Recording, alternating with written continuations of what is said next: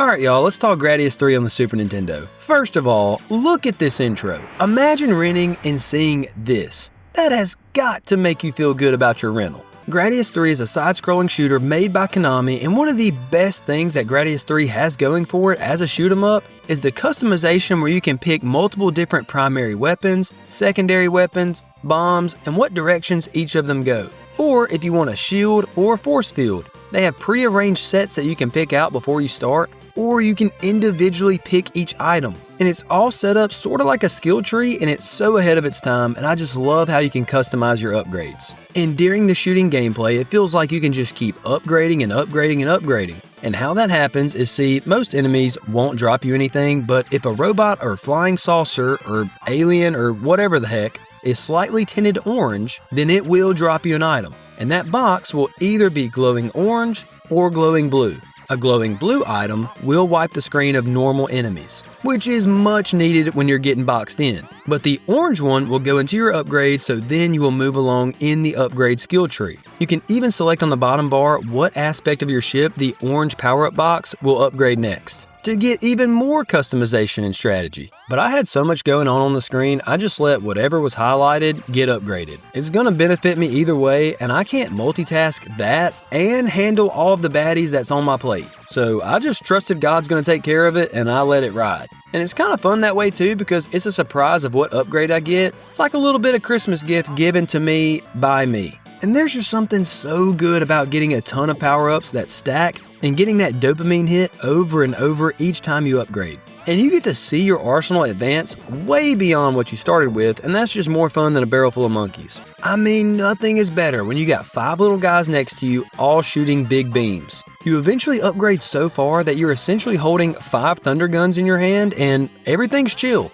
But here's the other side of that coin. Once you get hit by some random rock as big as 1 pixel, you lose your new quad or what's the number for 5? Your quintuplet lasers, and you start from the very beginning. I mean, you get set back with just a little pea shooter. You feel so weak, you feel like you might as well just tell somebody, step out the ship, get out, and why don't you just throw a rock at the enemies because you basically have nothing. Like seriously, you are back to a stock Honda Civic trying to race F1 cars. I mean, it's ridiculous, and losing all your power-ups is a full emotional event. And then you have to grind and slowly re-earn all those upgrades you lost. And of course, you want to upgrade as quick as possible, but something to note is once you upgrade a lot to where you have 5 different beams coming with you, and you got some multi-hit bombs, force fields, and you can just fill the screen with shots, on one hand, you are kinda overpowered. But also, Gradius III and Konami devs know that you're overpowered, and they can't have that. They can't just have you in earned comforting bliss. Oh, no. So they send more enemies. That's right, they make it harder on you because you're on a bell curve, buddy. Enemy spawn rates rise with each upgrade. I found the right blend for me was to try to be fully upgraded during the course of the level. That way I could just fill the screens up with all kind of nonsense that my spaceships are shooting out. But if I could just maybe get hit or die right before the boss, then I would start from ground level, and it just felt to me like the bosses were way easier that way. Speaking of the bosses, what are they like? It's big, scary, and pink! Yes, big, scary, and some pink like this baddie right here. And I do enjoy the bosses. I think they all have a good look, although none of them make sense in the way that they look, but they all have a certain pattern and a weakness that you need to exploit, and there's some strategy there, and I did really enjoy that. And back to that upgrade bell curve, a strategy might be, like I said, might be getting hit right before you face that boss, because here's an example of difference in being upgraded during a boss and not. See how the first boss is just shooting out little beams that spread into 3 different ones? And if you are not upgraded at all, then that's all you get. But if you are upgraded, then there's these little robots that come at you from the corners, and this is just the first boss, so this is a small example. I'm just showing you that sometimes when you face a boss, it might make sense for you not to be fully upgraded. So basically, you get sent more baddies if you have a better arsenal. Love getting punished for playing rightly. And that's what Gradius III does. But most bosses aren't incredibly hard once you learn the pattern. The real battle is surviving the level long enough with your power-ups to reach them. So it's a weird feeling because obviously you want to work up the skill tree because that's what your brain tells you to do. But at the same time, you know you're just making life harder on yourself. So I haven't really figured out if I like that or not, but again, that's just how Gradius III works. So let's all be honest with ourselves. I played Gradius III on easy difficulty as a surprise to no one, and even then I had to get a little sweaty. I messed around on normal mode for just a moment and I quickly figured out I don't want any of that. It's not tough but fair, this is like bruh difficulty. Can't imagine setting it to hard mode. And as far as enemy design, I don't know if I really like it or not. One, it's very classic, so it makes me feel like the early 90s arcade, and it brings me back to the lasers, orbs, and your ship exploding because you were just one pixel off while you're standing in a dark room. But at the same time, I wish that there was some kind of central world or mission or theme, just something new I could shoot at maybe. Why is it always metal skeet? Little UFOs, little techie doodads, gadgets that spin and fly in space, it's all the same. So I haven't decided if I like that because it's classic, or I'm feeling, well, here's this again. So I haven't decided, and you might like the classic feel, but that's just something I wanted to point out. I'll tell you what grinds my gears about this game though. The amount of baddies that come from the left side. Listen, I'm driving from left to right. Therefore, enemies should fly at me from right to left, and then I avoid them.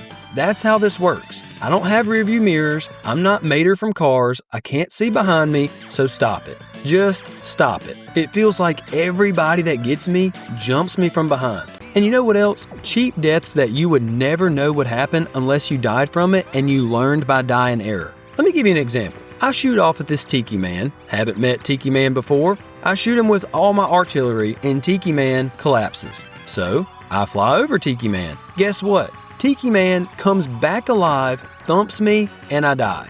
Like, how would I know that? How would I know that? No other enemy up to this point has died and come back to life. Why would this one? So that definitely irked me. And also, I do want to mention, I've never played Gradius III before this video. I was just in the mood for a shoot 'em up, Googled a few shoot 'em ups on the Super Nintendo, because this is a genre I'm not very familiar with. Gradius III was one of the first few that popped up. I noticed it was made by Konami, and I trust Konami and Capcom in all things Super Nintendo. So, I ended up getting Gradius III, threw it to the Super Nintendo, and was impressed with the upgrades, the soundtrack, the level design, and was wondering how I missed the boat on such a near-perfect game, and why everybody is not talking about it. And about that time, the screen starts to get a little hairy, and just when I thought my goose was cooked, the screen goes in slow-mo. And you can tell it wasn't on purpose. So I freaked out, thought something was wrong with the cart that I bought, but before I went off and threw it in the trash and just went on eBay to buy another one, I had a moment to think, and I wanted to make sure I wasn't the only one experiencing this. So I googled Gradius III for the Super Nintendo to see if I could find anyone else also experiencing this. And the first and last characteristic of this game that I found on almost every review was about the game's infamous slowdown. So much so, it's a running joke on the internet. So that made me feel better about my cart, but not so much about the game. But you know what? I would have died without that timely slowdown. Honestly, it doesn't really affect me in a bad way. Just when I need another moment to think or react, that's when Gradius III blesses me with some of this slowdown. That way I can react in slow motion and go exactly where I need, avoiding all the enemies and all the obstacles on screen. So for a mediocre gamer, this slowdown actually helps you get through it. I mean, it's difficult, don't get me wrong, but could you imagine it's actually running at the speed it's supposed to when the screen is full? Can't imagine. So the screen runs fast and smooth when there's less on the horizon. Just when you need a little bit of help though from your Super Nintendo, that's when your Gradius III Guardian Angel swings in low and makes it slow. Amen. So yes, Gradius III slows down a lot. And I mean a lot. It's like the hardware is begging for mercy. I mean, there were some areas, like this one with the red dragon, that one comes to mind, where the slowdown was so bad that the game started acting like it was glitching out. So it's the fact that even with this game, long before internet games, you could use lag as an excuse for you dying, and nobody could argue with you, and that is crazy. Now, when it is running at full speed, Gradius III looks great, and has some variety with the level design, and I enjoyed it, and I'm telling you, nothing quite feels as satisfying as being fully powered up with upgrades, and just annihilating everything in your path with your upgrades you earned. And man, let me tell you, the soundtrack is underrated. Konami was deep in their bag with this one. If you were watching a movie about a space pilot saving the galaxy that's set in the early 90s, this would be the electronic soundtrack. And then there's just some laid-back, vibey galaxy tracks like Departure for Space, which I really enjoyed. So again, about the difficulty one more time, on easy, it's difficult for the casual player, aka me, but if you have any determination about you, you can get through it. So I like that it's something that you can put in front of anybody who's new to retro shoot 'em ups, and it would be a satisfying challenge and it's not overwhelming. But if you're a seasoned gamer, look, I have not played the hard mode, but normal is bonkers. So I think this game could reach any gamer at literally any level. Okay, and one more thing about the slowdown before I wrap up this review. In a weird way, and hear me out, it kinda gives the game charm. When sometimes the slowdown is the only thing helping you survive these insane bullet patterns, that's just really fun. It's like the game says, hold on buddy, I got you. So Gradius III on the Super Nintendo is a wild mix of legendary Konami design, absolute banger music, one of the best power-up systems made in the genre, and slowdown so dramatic, it becomes part of the charm. So is it perfect? No. Is it fun? Yes. Is it a historic piece of shooter DNA? Absolutely. So, would a mediocre gamer like Gradius III? The answer is yes.